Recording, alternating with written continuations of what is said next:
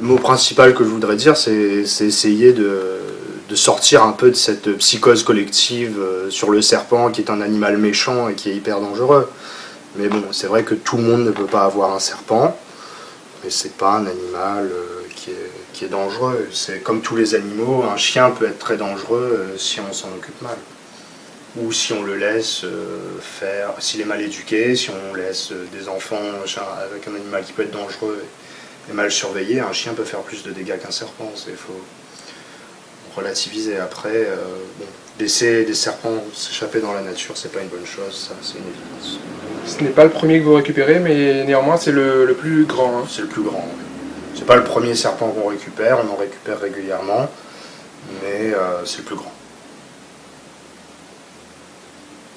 Il n'y avait aucune crainte dans la nature pour qu'il attaque d'éventuelles personnes. Il est non venimeux, on l'a dit. Non venimeux, ça c'est sûr.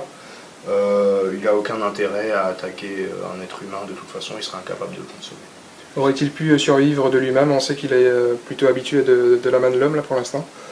C'est une possibilité, on ne peut pas l'affirmer à 100%, mais s'il a été nourri aux proies vivantes, on peut supposer qu'éventuellement il aurait pu en trouver. Nous on l'a appelé Goliath parce que c'est le plus gros qu'on a trouvé.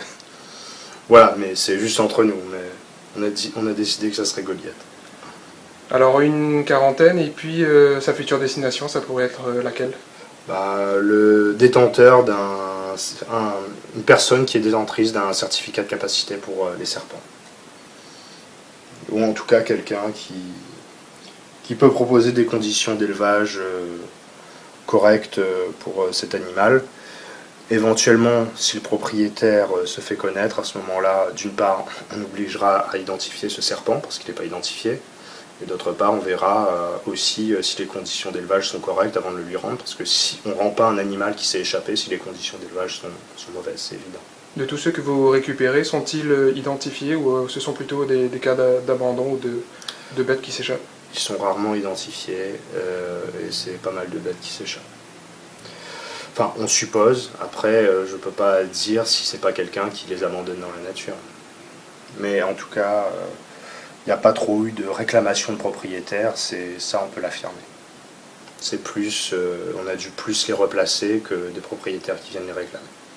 Merci à vous. Allez, on va le ranger.